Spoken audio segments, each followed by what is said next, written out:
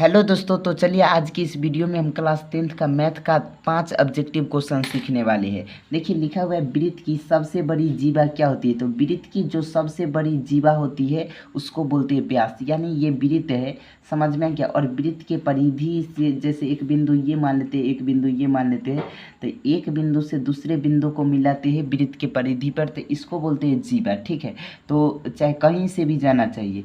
तो देख लीजिए अगर वृत्त के केंद्र से होते हुए जाते हैं तो ये सबसे बड़ी जीवा हो जाएगा, और जिसको हम क्या बोलते हैं, व्यास बोलते हैं। समझ में आ गया। तो आपसे क्वेश्चन पूछा जाएगा वृत्त की सबसे बड़ी जीवा क्या होती है, तो हम बतलाएंगे व्यास। उसके बाद लिखा हुआ है 3 4 7 2 7 6 फिर 7 9 का बहुलक क्या होगा। तो बहुलक उसको बोलते हैं जो सबसे बहुत बार रहता है, यानी ज़्यादा बार रहता है। तो इसमें देखिए 3 कितना बार है, एक बार, 4 कितना बार है, एक बार, उसके बाद 7 देखिए तो 3 बार है, यानी सबसे ज़्यादा हमें लगता है कि 7 ही है।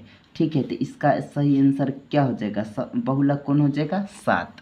ठीक है, उसके बाद लिखा हुआ है यदि 3 4 5 17 और x का माध्य 6 है तो x का मान ज्ञात कीजिए। ठीक है, तो एक हमें फार्मूला पता होता है, माध्य बराबर क्या होता है, माध्य बराबर होता है, माध्य बराबर कुल अंकों का योग।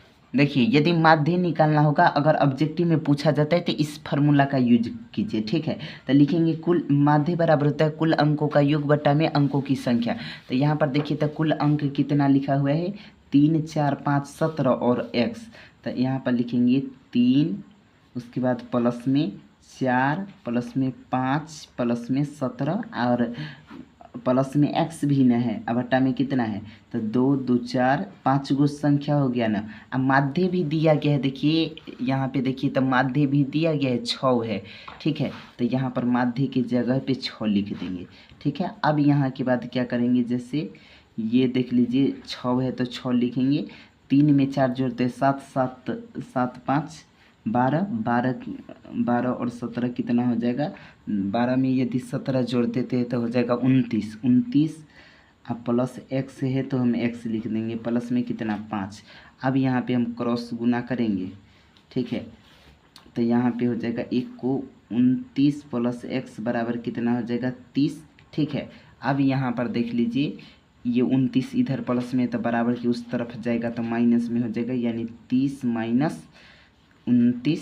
ठीक है, इसीलिए x बराबर कितना आ गया, x बराबर 30 में से 29 घटाएंगे तो 1। देखिए तो एक ऑप्शन में है कहीं देखिए यहाँ पे एक ऑप्शन में है तो यही सही आंसर हो जाएगा।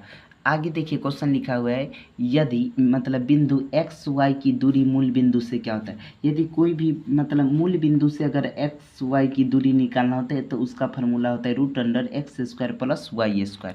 ठीक है, उसके बाद लिखा हुआ है 1 plus 2 plus 3 plus dot dot dot अनंत n तक है, n तक मतलब n बराबर क्या होगा। तो जान लीजिए ये देखिए तब प्राकृतिक संख्या है, तो प्रथम n प्राकृतिक संख्याओं का योग बराबर फार्मूला होता है, क्या होता है, तो जान लीजिए प्रथम n प्राकृतिक संख्या का योग बराबर फार्मूला होता है n × n+1/2।